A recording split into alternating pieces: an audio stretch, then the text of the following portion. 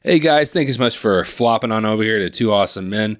We just saw, actually no, we did just see it. But, for the second time. For the second time, we saw Spider-Man No Way Home.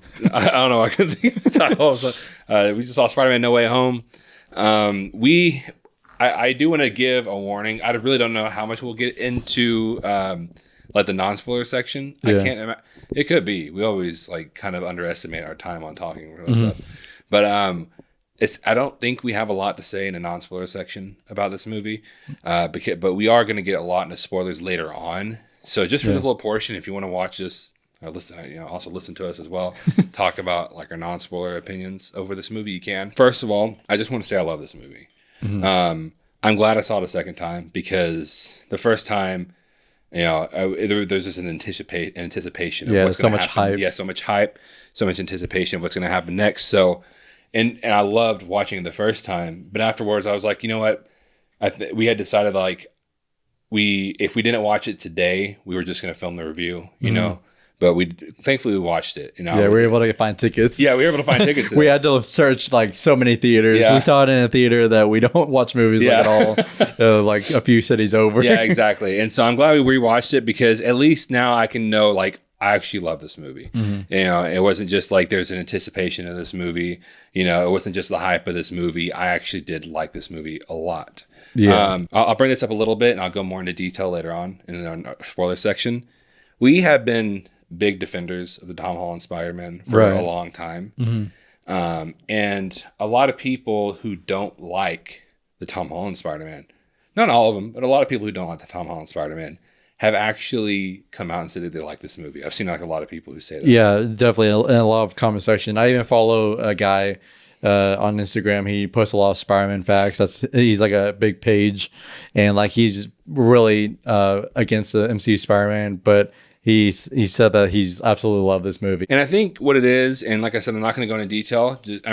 And also just so you know, it depends on what spoilers mean to you. So like if like any amount of information, like let's say you decided to miss out on the trailers and you somehow missed out on all the things that were being released, then, we might just quickly go over that stuff. Mm-hmm. And also just if you wanted any very, very extremely vague details, you don't even want to know about that even, just so you know. So I'll just say this, that I feel like this movie, the reason why some people like that like it is because even though we were big defenders of the Tom Holland Spider-Man, I do know where they're coming from. Mm-hmm. They're coming from the idea of like comic book purists, So this movie, I feel like fixes a lot of things that kind of that people didn't like about it. Yeah. And it didn't in a way that was really nicely woven into the storyline itself. Yeah, honestly, the way they did a lot of stuff in this movie, they really did perfectly. And also, like, the acting in this movie is phenomenal.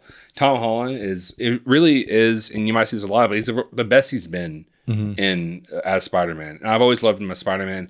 I've always felt like he was a good actor, but his acting really shines out in this movie. Yeah, for sure. Yeah. And Willem Dafoe as Green Goblin. Yeah, exactly. Those were the two standouts for me, honestly. Yeah. Willem Dafoe as a Green Goblin, somehow they managed to improve on how great he already was in that first Sam Raimi movie. Yeah, exactly. And overall, this movie is just a really well-written movie. And I can say that with actual like confidence because I watched it a second time. And as I watched it the second time, I was actually able to fully focus on the writing of this movie, on the acting of this movie.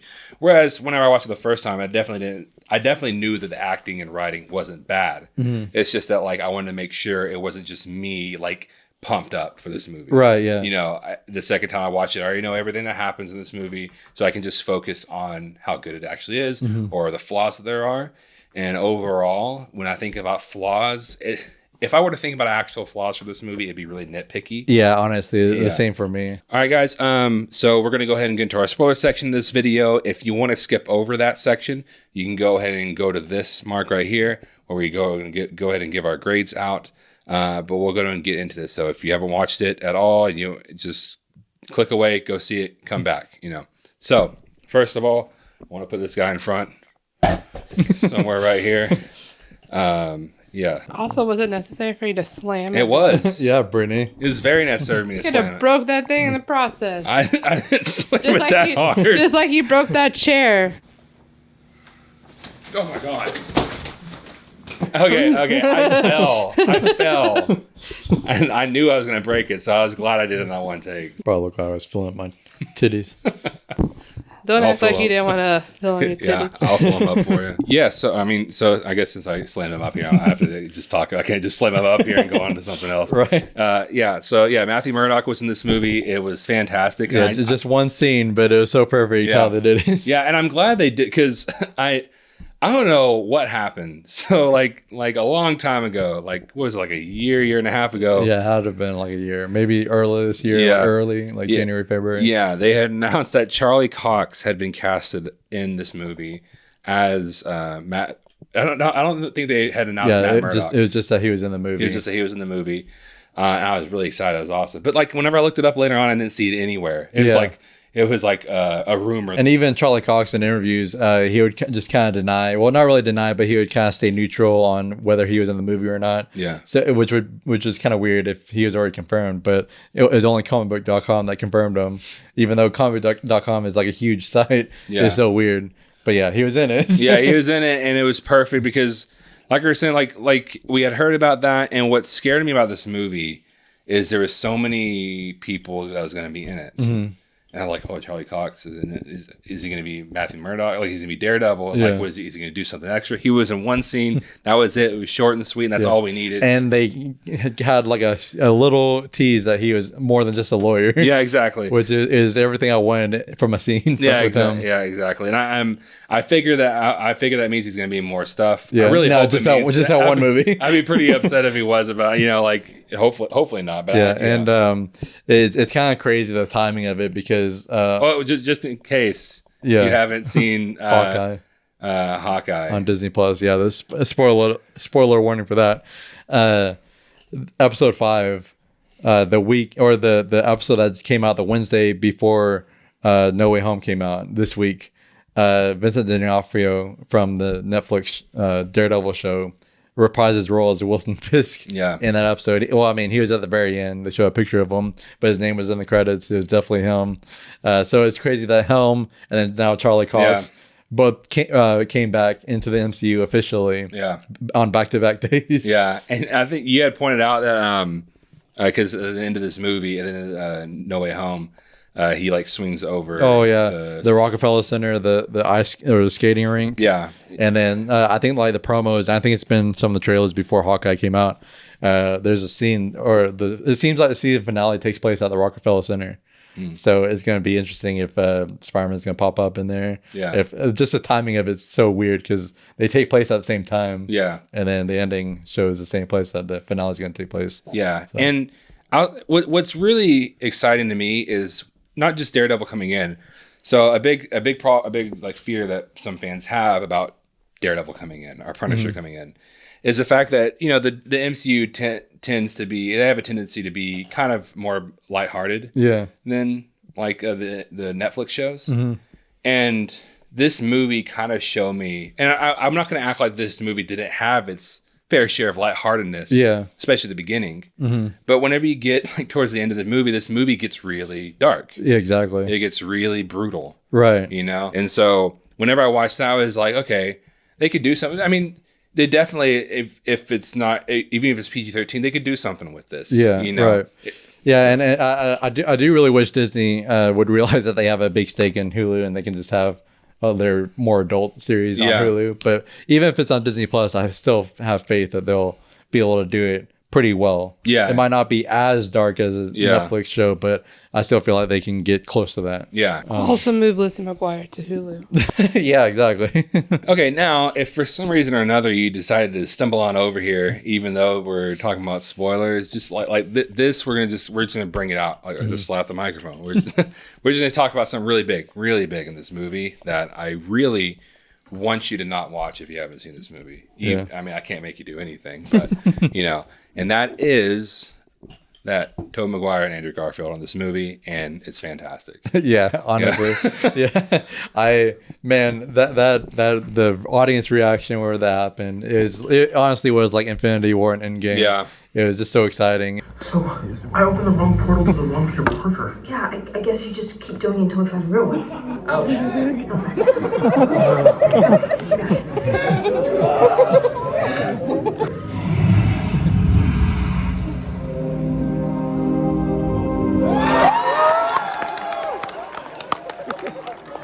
It just that's why I love movie theaters and just watching it with like a big crowd, just especially for big movies like that. I feel like they're obviously if I watch this at home, like on my TV, it's exciting. Yeah, don't get me wrong.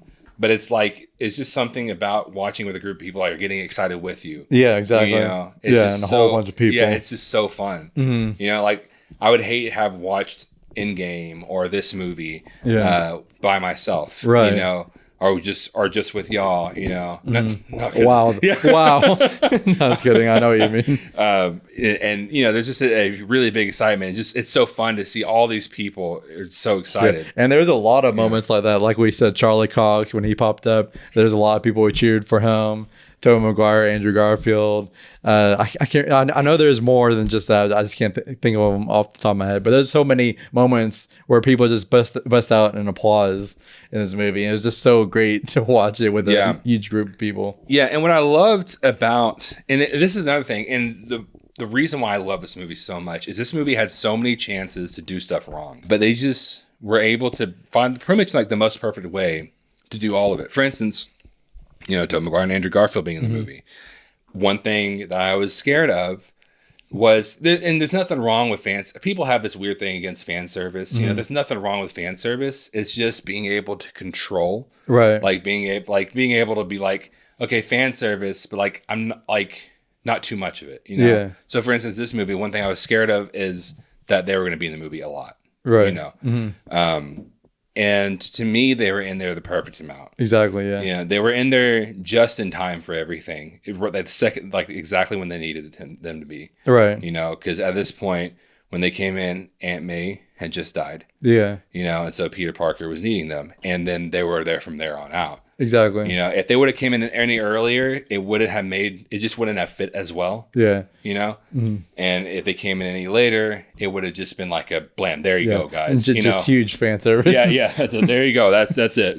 Yeah. Yeah. So. They were like legitimate characters in this movie. Yeah, exactly. Like they weren't just there just to, it's Tobey Maguire and Andrew Garfield. They're actual characters that did stuff. It's also just hilarious how Andrew Garfield in interviews, because he had a movie that came out this month called Tick Tick Boom. Yeah. And so like he had to go on a lot of interviews to promote that movie. Yeah. And in all the interviews, people would ask him if he was in No Way Home. Yeah. And it's just hilarious how much he like denied that he was in it. Yeah. I don't know how to bring up the Spider-Man stuff because obviously I don't even want to like ruin anything if there is something to ruin, except to there isn't anything to ruin, bro. I had to just quickly cut you off. There's nothing to ruin. Really? Like it's so crazy to this just gotten out of hand. This is all bullshit. Dude, it's fucking hilarious to me because it's like, because I do have this Twitter account and I see like how often like Spider-Man is trending and it's like people freaking out about a thing and I'm just like, guys, like, oh, no. I wish I could just like be able to speak to everyone and say like, how did this take off? Because you are. I recommend that you chill. Like, listen, I can't speak for anything else apart from myself. Sure. Like they might be doing something, but then ain't none. Like I ain't got a call. Do you ever play the game Werewolf? No. Or Mafia? Yeah. Uh-huh. You know that game? I think it's kind of similar, where it's like you're convincing everyone that you're not in the Mafia. Right. Like, I feel like I'm in a game of fucking Werewolf or Mafia where I'm like, I'm not the werewolf. I promise you I am not the werewolf. And everyone's like, you're the werewolf. You're the fucking werewolf. Look at him. He's like, he's doing... So for the record, my friend, on a stack of whatever you have there, you are not, as of this taping, in or have any knowledge of being in the next Spider-Man movie. I feel like I feel like I haven't I just said that? There are rumors galore that you will be in Spider-Man No Way Home. Oh boy. What do you think of those rumors? I feel like I'm in a game of werewolf and I'm just saying I'm not the werewolf. I'm not the werewolf. I promise you guys I'm not the werewolf. So yeah, I mean, listen, what people are talking about is a really cool idea, and again, I haven't received a phone call, but there's a photo going around on the internet of you and Tobey Maguire on the set of Spider-Man, the new Spider-Man movie, and I was like, wow, I'm not sure about that. We are. We're pretty sure. We're pretty sure about it, so we know what's up. Do you know what's up? What I'm telling you is, you're in the new Spider-Man No Way Home. Congratulations. Wait, what? Yes, congratulations. You're gonna be in it. Yeah, that's exciting, right? I had no idea. Like, Have you seen the photo? What are you talking about? Yeah, you wouldn't see the photo because you're in the photo. No, it's not possible to see a photo that you're in. Well, if you show me the photo, I can tell you whether it's me or whether it's a real thing. It's been erased. It's been erased off the internet. Oh, how convenient, Detective Fallon. I heard about it, and I did see it, and it's a Photoshop. We say no. I'm trying to manage expectations. You say no. Oh, you say no, yeah. We're saying no. Listen, if they want to give me a call at this late stage of the game, you know, I'm sitting here in my tracksuit. Now just blink once. If we're gonna see you, blink. Look me in the eye and blink once if we're going to see you in Spider-Man No Way Home, or just shake your head if not. I'm not gonna blink. I'm not gonna do anything. You're like, I'm gonna look down. I'm just gonna do this now for a while. We do have to ask you about Spider-Man. Oh yeah, everybody's we have saying to. everybody's saying you may be in it. There's a cameo. Why don't you just go ahead and confirm? Go ahead. If I just make it easy, let's just end it right now. Why speculate? You guys are really good at your jobs, but I'm better at mine. I'm not in the film. I love Spider-Man. I always have. I was so happy to have played the part. And I'm so excited to see what they do with the third one, just like you guys are, to be honest. No, that's not like a diplomatic answer. It's Andrew Garfield playing Spider-Man again. Yeah. Oh, you almost got me. No, I'm not. I'm not crying out loud. But I'm excited to see what they're going to do with the next movie, because I just love them. And the Oscar goes to Andrew Garfield, Angels in America. And it's just funny that Tobey Maguire over there. He's just chilling. Yeah, he didn't have a big movie coming out this month, so he didn't have to worry about denying that he was in this movie at all. It was funny. Yeah, it was also just fun for the first time seeing all these Spider-Man actually like kind of being scientists, like they're working kind of in a lab, you know.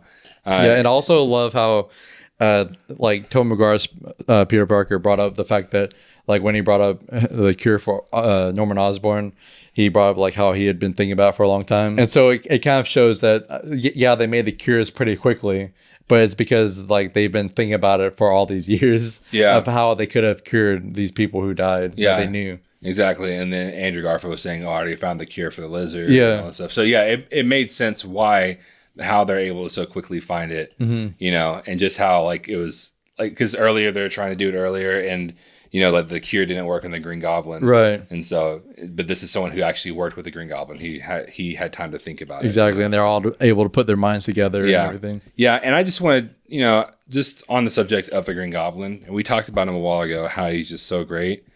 There's just, the reason why I think he's so great in this movie is, and not to, like, I don't want to down like the costume design of the Green Goblin in the first Spider-Man movie. Yeah. But you don't see his face, you know?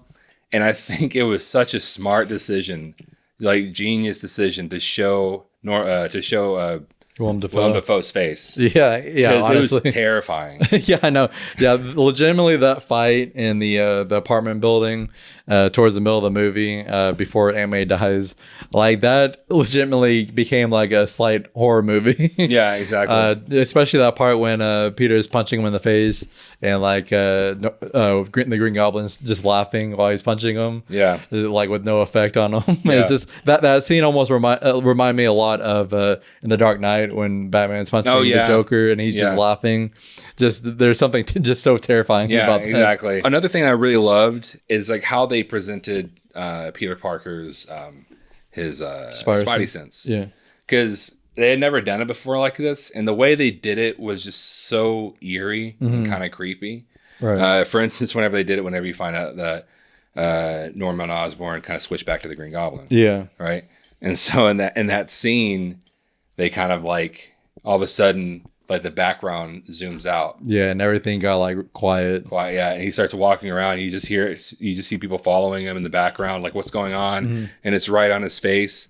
The way that his Spidey sense is filmed is kind of like it's like awesome. Like it's so great how they do it. Like I said, they give it that creepy feeling. It almost like you feel like this is what he would be feeling in that moment, right? You know, it's kind of this eerie, like you don't really know why you're feeling this, what's happening. You just know you're feeling it. Now, I also want to bring up a complaint that we've had in the past and how this movie kind of maybe not completely fixed it, but at least made it better for us. So we have said before, we've always been really big defenders of Spider-Man.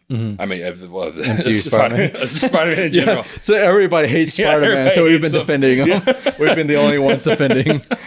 We've been really big defenders of Tom Holland Spider-Man, the MCU Spider-Man. Even though a lot of people don't like him, we've liked him for a while, you know, because we kind of just understood what they're going for as a character. Yeah. But the one thing that we've always been irritated about was the fact that they never brought up Uncle Ben. Now, I will say, I still do. It'd be cool if they brought up Uncle Ben. Yeah, and I do kind of wish that at the end, Aunt May's grave would have been next to Uncle Ben's. Yeah. But that's just kind of a nitpick. Yeah, but for this movie made it to where I'm no longer like irritated at all, like about it. Like I said, it would be cool, but it's like I'm not irritated anymore because you also have to think about, and a lot of people don't think about this now. Well, I mean, it's easier to think about now. Yeah. Now with this movie, you see the whole big picture. Yeah, it's several universes. Yeah, you know, you can't have 3 Spider-Men that all have the same story. Yeah, you know, and so the way they did it to here is they pretty much gave Uncle Ben to Aunt May. Right. They gave Uncle Ben. You know?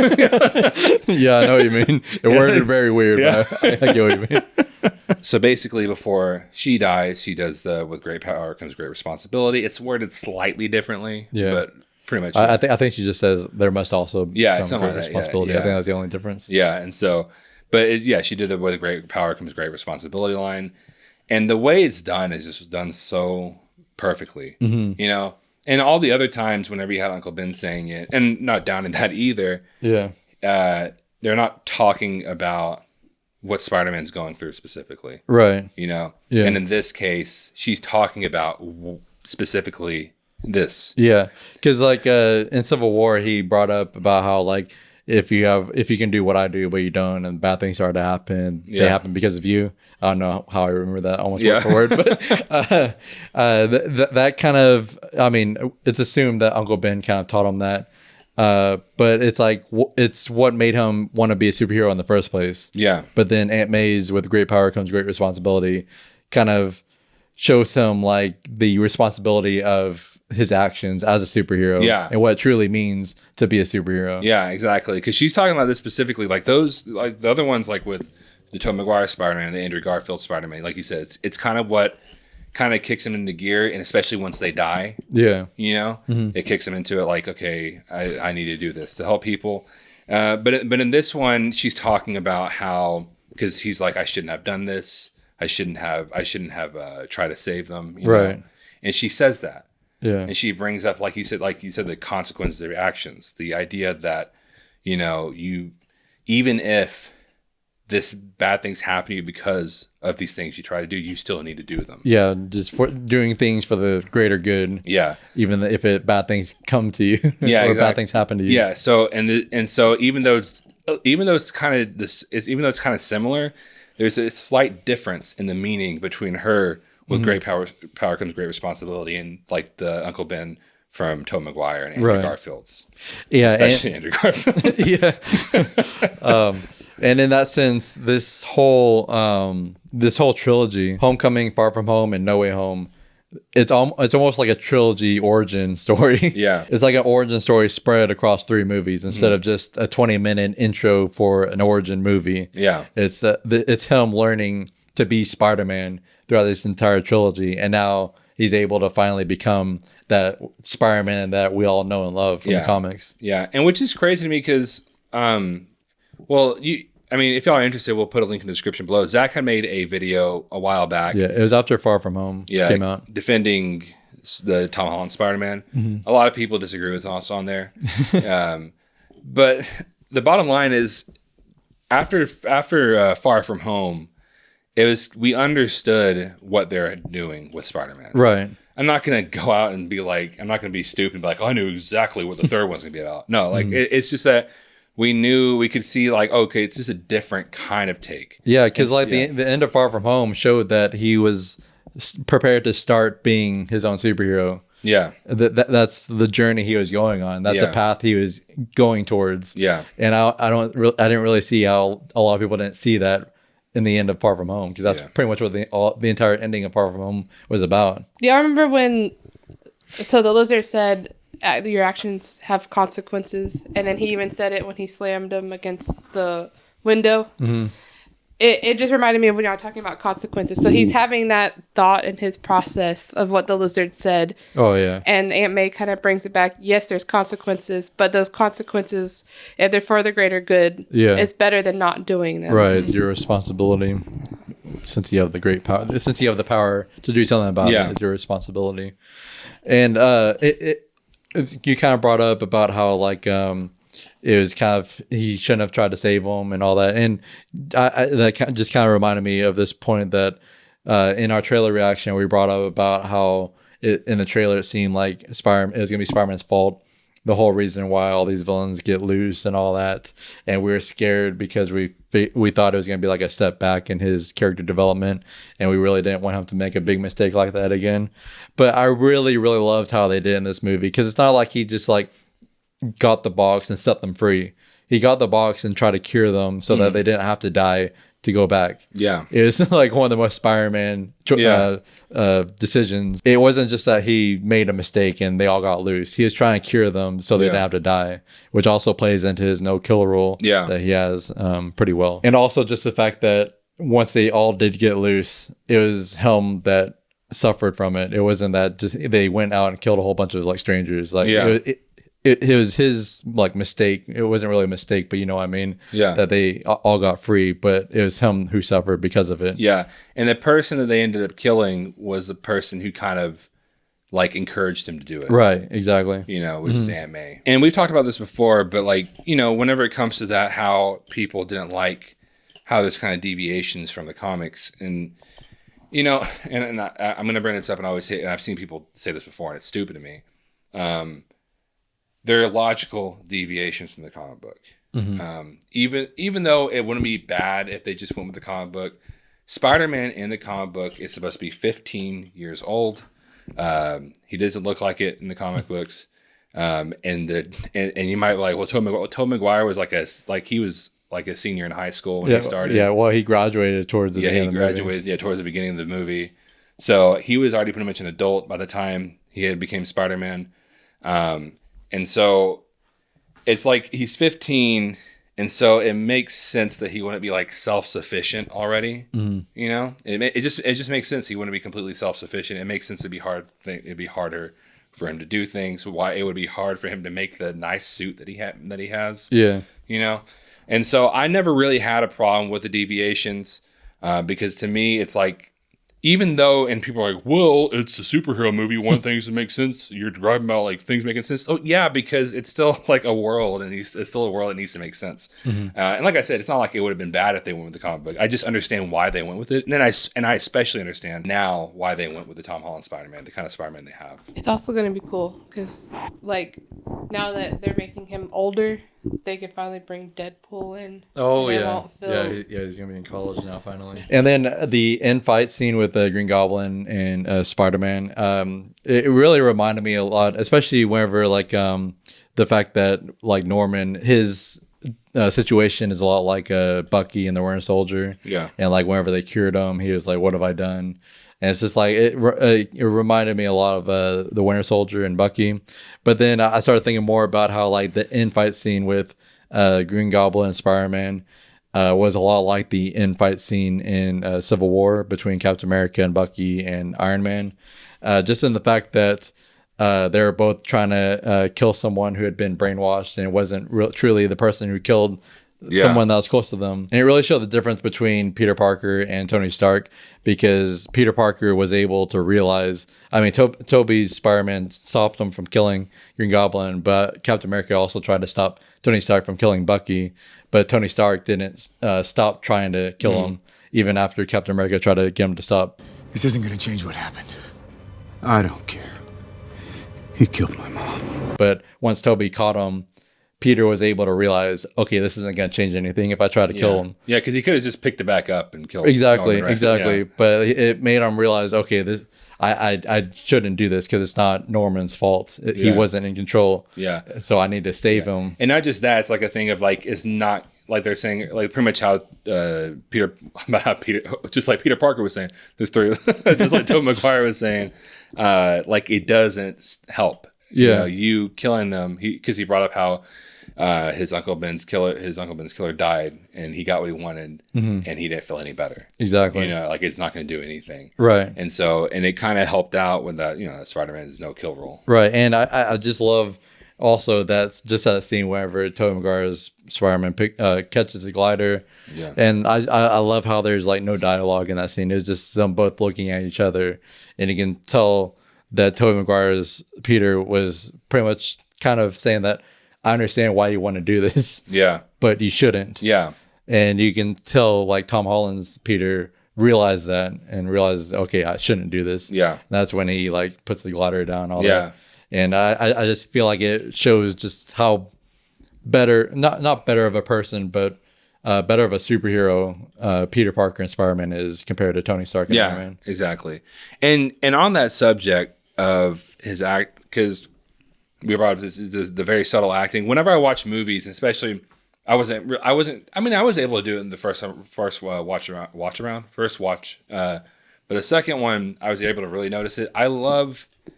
So like a lot of times, a lot of movies, a lot of actors are known for a really big acting, like a really big performance. Like maybe someone dies and they start screaming and crying, you know, or maybe someone's angry and they'll start yelling and just act really angry. But one thing that I always love, and what I notice a lot, I'm not going to say notice a lot more, but like I'd like to keep an eye out for, and the way I'm able to kind of tell if someone's actually a legitimately good actor is by subtle acting. Meaning, like, if something sad happens, they're not like bursting out in tears, or like they might say like a word and they might say one sentence, but depending on how you say the sentence, it can be anything. But the way they say it conveys a different message, right?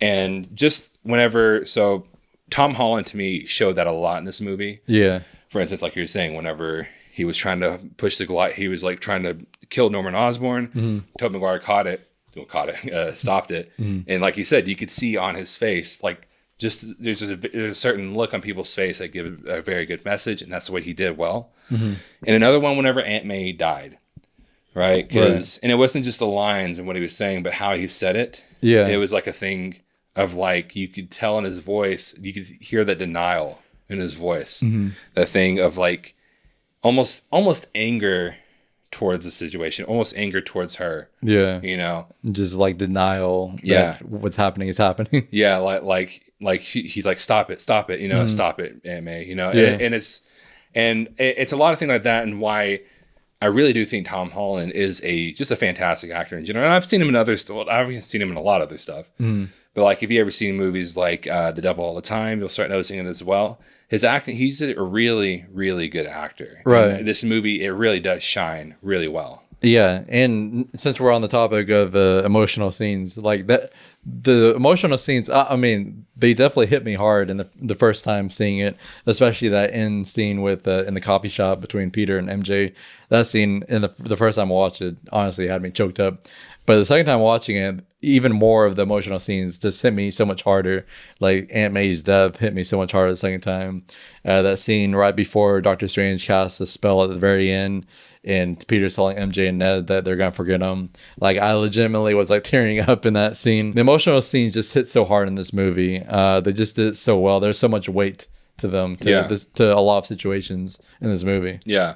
And another thing I really liked about this movie is, we kind of touched on it earlier, how Tom Holland Spider-Man is different. They're all like, it's cool that they kind of changed up Tom Holland's Spider-Man in this movie because in this movie they have 3 Spider-Man. It'd be kind of not boring, but it'd be kind of a little not as fun and not as great if they were all the 3 if they're all 3 the same Spider-Man. Right. So in this movie, they all had a way to help each other. Yeah. And that way is the fact that if Uncle Ben had been the main cause of Spider-Man's no-kill rule and all this stuff like that, and that responsibility, you wouldn't have had this scene where Tobey Maguire and Andrew Garfield are kind of teaching him and kind of leading him and guiding him through this moment of she didn't die for no reason. Right. You know, her death meant something. You know, she stood for something. And it kind of goes into the point at the very end of the movie whenever Happy and Peter are at the grave and Happy's like, does that all, like, I think about what they stand for and does it die with them? And Peter's like, I think he's like, no, it doesn't die. I can't remember what it was, but he doesn't die with them. And it's kind of to that point of she didn't die for no reason. What she stands for is in everybody, including myself. There's just so many of those lines that are written and delivered so perfectly. Yeah, and I don't know what made me think of this, but I do want to just say for the record on our TikTok, I actually, whenever the first trailer for this movie came out, back in like August, I think, I actually predicted how this movie is going to end. Not that Tobey Maguire and Andrew Garfield were going to come out or pop up in the movie, but just the fact that the wish was going to make everybody forget who Peter Parker was, and he was going to be more on his own, more of a traditional Spider-Man. So I just want to, mention that because I got that right. Yeah. And I'm actually pretty proud of myself because I actually thought of that myself. and what was that line that you thought of earlier today? You're telling me. Oh yeah, it was whenever Tobey Maguire's Peter was telling Tom Holland that I can't remember exactly what he was saying, but he was pretty much saying that I can help with Norman Osborn's cure because I've been thinking about it a lot. And Tom Holland's Peter had like I can't remember what kind of face he had, but it was like an angry face, and because Green Goblin had just killed Aunt May, but then Tobey Maguire pretty much just said we do have to cure them all. So it was just a nice little moment. I didn't even catch it in the first time watching it. Yeah. But the second time watching it was a nice little, because you could tell Toby was like pushing Tom to like, you have to let that go. Yeah. Because it wasn't Norman's fault. Yeah. Actually, I want to really quickly talk about just like the whole last, like the fight scene on, because I just want to talk about that a little bit in detail and how some of the things I loved about it. I loved this interaction between the 3 Spider-Men. And one thing I loved, I can't saying love a lot, but hey, this movie's great. I loved a lot about it. Is that because a big thing that people are get mad at Spider-Man about is that Spider-Man's not self-sufficient.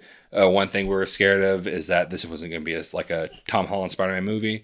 And even though there's multiple Spider-Man in it, it was still a Tom Holland Spider-Man movie. Right, yeah, it didn't overshadow his development at all. Yeah, and in fact, one thing that was great, and it was very small detail that they wrote in that fight scene, is that they're all like uncoordinated. They're all like getting swung around. Like there's a scene whenever like Tom Holland swings a web and like Andrew Garfield slaps against it and hits it. His clothesline, and they all stop and talk like, what are we going to do? And then Tom Holland is the one that kind of helps them through it because he's the only one who's been in a team, who's worked as a team, And so he was able to kind of be like, okay, this is what we need to do. Right. So he was the one that helped them. Yeah, he was the one like kind of calling the shots. Yeah, exactly. Giving them directions and all that, and kind of the leader in a sense. Yeah, exactly. And towards the end. Yeah, and I also had I just love the dynamic between the 3. Because whenever he's like, I don't want to brag about I was in the Avengers. And like, who's that? It's pretty great. Yeah. and one thing, and I've always thought, and even though I don't like the Amazing Spider-Man movies, I've always thought that Andrew Garfield was a great actor. In fact, at least before seeing Tom Holland, how great he was in this movie, I thought that Andrew Garfield was the best actor of the 3. Yeah, definitely. And if it wasn't for the writing, and directing of the Amazing Spider-Man movies, I think that he could have been the best. Yeah, he honestly could have had the potential to be the GOAT. Yeah. He really could have if it wasn't for the directing and writing of the movies, because they're just bad movies. But there's this, and it's also another like kind of small. But whenever MJ is falling to the ground, and then he catches her, right, and it's like a nod to whenever Gwen Stacy died, and he like looks at her He's like, "Are you okay?" And she's like, "Yeah." And then she's like, "Are you okay?" Yeah. He's like, "Yeah." But just the look on his face, and it wasn't just the tears, the small tears you see in his eyes. It was like a thing of like, okay, I can kind of be okay with myself. Right. Yeah. You know. Yeah, and not just that scene, which was great. There's also that. I mean, it is kind of a funny scene, but whenever Toby was like, "Can we go back to when you said you're lame? Because you're not. You're amazing." Yeah. Just I love how like they showed Andrew Garfield's Spider-Man as just after Gwen Stacy died, he was pretty down on himself, and he still was down on himself. Yeah. At the beginning of his appearance in this movie, but through his interactions with Tobey Maguire's Spider-Man and Tom Holland's Spider-Man, he was able to kind of like bring himself back up, and then him catching MJ really kind of redeemed himself in his mind. Yeah, exactly. And like I said, it was so cool because even though I didn't like those Spider-Man, the Amazing Spider-Man movies, it was just so great to actually to see him be okay after the movie. Even though like I didn't care beforehand, but this movie, as soon as he was talking to Tom Holland about how he lost Gwen, I was like, oh man, I care. Yeah. Like, I do. This movie made me care about something I really didn't care about at all. And I was just so happy to see him like be like, okay, I'm okay. You know, right. Like it's okay. Yeah. Like I can forgive myself. And I also just love how, I mean, this is just a smaller thing, but I just love how they mentioned that Tobey Maguire is still with MJ. He said it was complicated, but they found a way to make it work. And it's just nice to hear that just because we haven't seen his Spider-Man in so long. So it's nice to get that confirmation. Yeah. And then just after that, it was so great after that also. And then like whenever he goes in the coffee shop, talks to MJ and is about to tell her everything, he kind of just backs off. Yeah, that honestly was one of my favorite scenes. Just that scene, both times I watched it, like I legitimately, like I don't cry that much in movies, honestly. I'm not trying to like say like I'm a tough guy or anything, but that scene just makes me like tear up both times I watch it. Exactly. Like I legitimately almost like start crying. Yeah. And then in the end, whenever he goes into that kind of crummy apartment, no, it's not really that crummy, but like, you know, compared to where he lived in, you know, and kind of starting to get into those more comic book accurate. Yeah, having the red and blue suit again and making his own suit. I'm so excited about the suit. Like you said, making his own suit. Yeah. Yeah, I honestly, like, I already like this Spider-Man, like you've been saying, but like, I'm even more so like excited for the future of this Spider-Man. And I'm so glad that Kevin Feige and Amy Pascal have already come out and said that Spider-Man 4 in the MCU is already in early development. So we are going to get another movie with him in the MCU, which is exciting because I'm excited to see how he is now that he's finally like in his prime. And another thing I just loved, that was hilarious, is the mid-credit scene.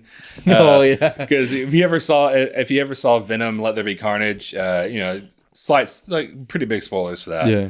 If you haven't seen it already, or also if you've seen this movie, you probably already seen this as well. Yeah.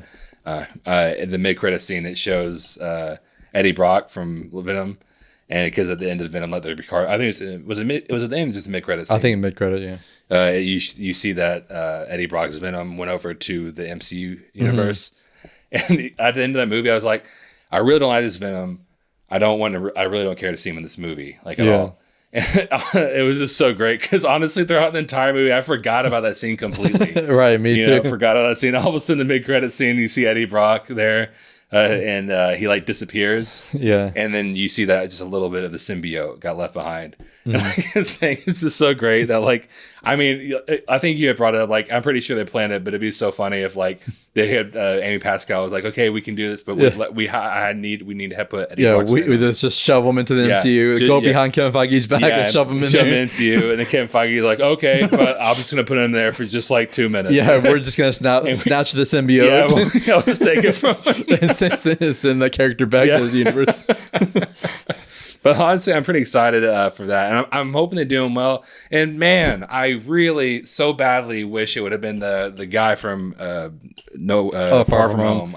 Brad. Yeah, we'll always harp on that. Yeah, I always talk about that. How I feel like Brad from No Way Home should have been Eddie Brock. Yeah, although I guess it wouldn't have really worked now that nobody remembers Peter Parker. Yeah, that is true. That is true. But yeah, it would have been a nice introduction. But I'm excited to see how they do it, especially since this movie showed Tom Holland's Peter Parker finally go to like a dark place. Yeah. Like I feel like the symbiote story like I can see them doing it really good. Yeah, with exactly. with Tom Holland Spider-Man, and I really love the interactions between the villains and all that. It was just so cool seeing all these villains from all separate movies interact with each other, and it was just cool to see like Norman and Otto converse with each other because they never met each other, but it kind of made that world seem connected because Otto knew who Norman was, and Norman knew who Otto was, and it was just cool. And it was also cool just how they kept those characters intact.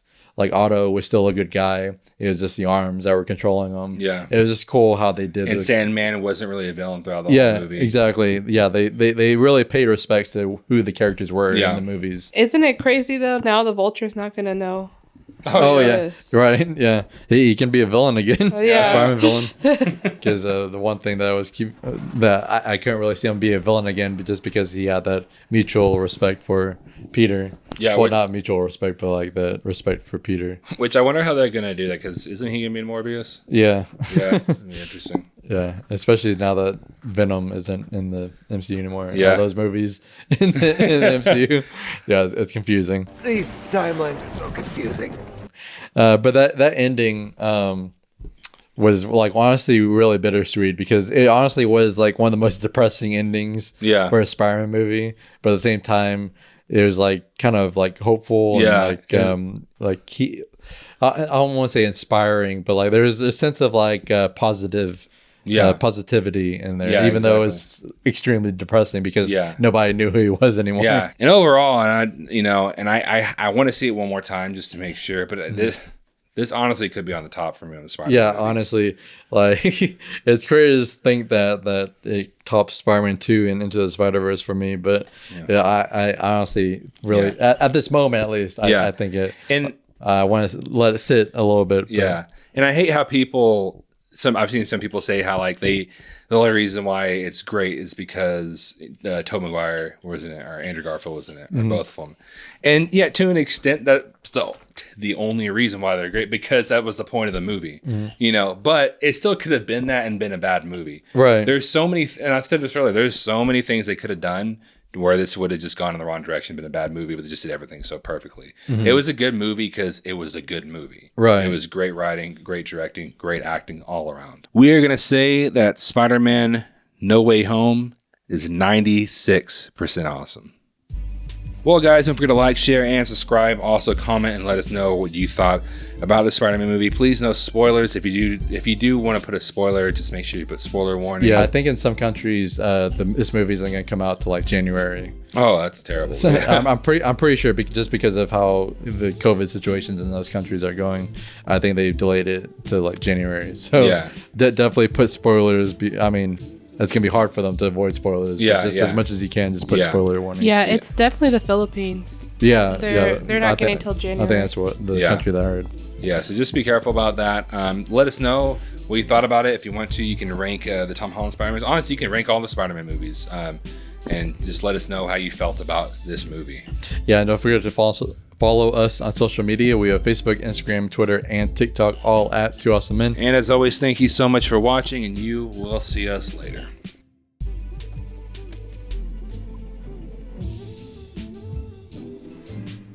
Oh my God. Roderick, can you explain what you're doing in this photo? That's not me. That's not you? Nope.